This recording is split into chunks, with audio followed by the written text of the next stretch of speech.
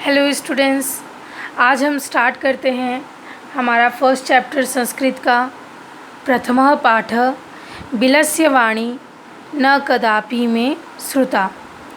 बिलस्य अर्थात गुफा, वाणी आवाज़, न नहीं, कदापि कभी भी, में मैंने, श्रुता सुनी, मैंने कभी भी गुफा की आवाज़ नहीं सुनी। प्रस्तुत पाठ संस्कृत के प्रसिद्ध कथा ग्रंथ पंचतंत्रम के तृतीय तंत्र काकोलुकीयम से संकलित है। पंचतंत्र के मूल लेखक विष्णु शर्मा हैं। इसमें 5 खंड हैं जिन्हें तंत्र कहा गया है। इनमें गद्य पद्य रूप में कथाएं दी गई हैं जिनके पात्र मुख्यतः पशु पक्षी हैं। अब हम स्टोरी को स्टार्ट करते हैं। कस्मिंश्चित् वने खरनखरः नाम सिंह प्रतिवसति स्म। किसी वन में खरनखर नाम का शेर रहता था। सः कदाचित् इतस्ततः परिभ्रमन् क्षुधार्तः न किंचिदपि आहारं प्राप्तवान्। वह कदाचित यानी किसी समय या किसी दिन, इतस्ततः इधर उधर, परिभ्रमण घूमना, क्षुधार्तः भूख से व्याकुल, न किंचिदपि मतलब कहीं भी, आहारम यानी भोजन, प्राप्तवान यानी प्राप्त किया। तो उसका अर्थ होता है कि वह किसी दिन भूख से व्याकुल होकर इधर उधर घूमा परंतु उसे कहीं भी आहार प्राप्त नहीं हुआ। ततः सूर्यास्त समये एकां महतीं गुहां दृष्ट्वा। तब सूर्यास्त के समय उसे एक बहुत बड़ी गुफा दिखाई दी। स अचिंतयत, वह सोचने लगा, नूनम एतस्यां गुहायां रात्रौ कोऽपि जीवः आगच्छति। अवश्य ही इस गुफा में रात्रि के समय कोई जीव आता होगा। अतः अत्रैव निगुणो भूत्वा तिष्ठामि इति। निगुणो भूत्वा यानी छिप कर, तिष्ठामि यानी बैठना। इसलिए मैं यहीं बैठकर इसलिए मैं यहाँ छिपकर बैठ जाता हूँ। एतस्मिन् अंतरे गुहायाः स्वामी दधिपुच्छ नाम श्रृगालः समागच्छत्। श्रृगालः अर्थात सियार। तो इसी दौरान गुफा का स्वामी दधिपुच्छ नाम का सियार आता है। स च यावत् पश्यति तावत् सिंहपदपद्धति गुहायां प्रविष्टा दृश्यते न च बहिरागता। सिंहपद पद्धति अर्थात शेर के पंजों के निशान।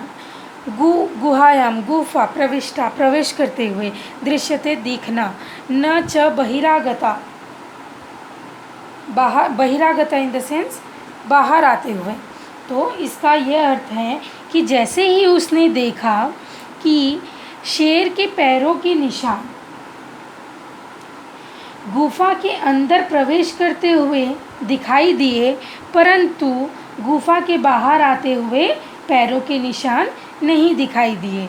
श्रृगालः अचिंतयत, सियार सोचने लगा, अहो विनष्टो अस्मि, अब मेरी मृत्यु निश्चित है। नूनम अस्मिन् बिले सिंह अस्तीति तर्कयामि। अवश्य ही मेरे बिल में या मेरे गुफे में शेर है, ऐसा वह सोचने लगा। तत् किं करवाणि, तो अब मुझे क्या करना चाहिए। एवं विचिन्त्य दूरस्थ रवं कर्तुम आरब्धः। ऐसा विचार करते हुए वह दूर खड़ा होकर रवम यानी आवाज़, कर्तुम आरब्ध यानी करना प्रारंभ किया। तो ऐसा विचार करते हुए वह दूर खड़े होकर आवाज़ करना प्रारंभ कर दिया। भो बिल, हे गुफा, किम न स्मरसि, क्या तुम्हें याद नहीं, यन्मया त्वया सह समयः कृतो अस्ति, मेरे और तुम्हारे बीच में समझौता या शर्त हुई थी। यत् यदाहं बाह्यतः प्रत्यागमिष्यामि तदा त्वं माम आकारयिष्यसि। जब भी मैं बाहर से वापस लौटूंगा तब तुम मुझे बुलाओगी। यदि त्वं माम न आह्वयसि तर्हि अहम द्वितीयं बिलं यास्यामि इति। आव्यसी यानी आवाहन करना, तरही यानी तो, यास्यामी यानी चला जाऊंगा। तो इसका अर्थ है यदि तुम मुझे नहीं बुलाओगी तो मैं कहीं दूसरे बिल की ओर चला जाऊंगा। अतः एतत् श्रुत्वा सिंह अचिंतयत, यह सुनकर शेर सोचने लगा। नून में सा गुहा स्वामिनः सदा समाहनं करोति, अवश्य ही गुफा अपने स्वामी का यानी अपने मालिक का समाहनम मतलब आह्वान करती होगी। परंतु मदभयात न किंचित वदति, परंतु मेरे भय की वजह से वह कुछ नहीं बोल रही। अथवा साध्विदम उच्यते, अर्थात और सही ही कहा गया है। भय संत्रस्त मनसाम मतलब जिसके मन में डर समा गया हो। हस्तपादादिका मतलब हाथ पैर की क्रिया हस्तपादादिका मतलब हाथ पैर की क्रियाएं प्रवर्तन्ते मतलब काम नहीं करती हैं। न वाणी च और न ही वाणी काम करती है। वेपथुश्चाधिको मतलब शरीर में कंपन होना शुरू हो जाता है। तो इस श्लोक का अर्थ है कि जिसके मन में डर समा गया हो उसके हाथ पैरों की क्रियाएं काम नहीं करती और न ही वाणी निकलती है और शरीर का कंपन बढ़ जाता है। तदहम अस्य आह्वानम करोमि, तो फिर मैं ही इसको पुकारता हूँ। एवं सह बिले प्रविश्य में भोज्यम भविष्यति, और वह गुफा में जैसे ही प्रवेश करेगा मेरा भोजन बन जाएगा। इत्थम विचार्य सिंह सहसा श्रृगालस्य आह्वानं करोत्, ऐसा विचार करते हुए शेर श्रृगाल का आवाहन करने लगा मतलब बुलाने लगा। सिंहस्य उच्च गर्जन प्रतिध्वनिना सा गुहा उच्चैः श्रृगालम आव्यात्। सिंह मतलब शेर उच्च गर्जना मतलब सिंह दहाड़ा तो गुफा में प्रतिध्वनि उत्पन्न हुई। प्रतिध्वनि यानी गूंजने लगा, गुफा गूंजने लगा और श्रृगाल को पुकारने लग गया। अन्येपि पशवः भयभीता अभवन्, और यह सब सुनकर ऐसा सुनकर वहाँ पे अन्य पशु भी डर गए।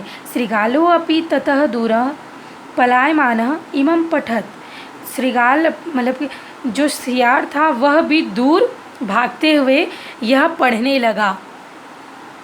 अनागतम यह कुरुते स शोभते, स सोच्यते यो न करोत्यनागतम, वनेत्र संस्थस्य समागता जरा, बिलस्य वाणी न कदापि में श्रुता। अनागतम अर्थात आने वाले दुख को या विपत्ति को, शोभते यानी शोभायमान, सोचते यानी सोच के,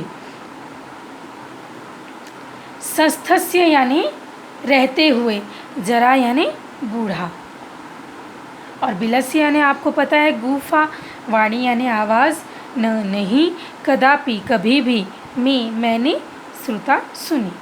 तो इस पूरे श्लोक का अर्थ होता है कि आने वाले संकट या विपत्ति के बारे में जो सोच समझकर कार्य करता है वह शोभायमान होता है, और जो सोच समझकर कार्य नहीं करता है उसे दुख प्राप्त होता है। इस वन में रहते हुए मुझे या इस वन में रहते हुए मैं बूढ़ा हो गया, परंतु मैंने कभी भी गुफा की आवाज़ नहीं सुनी।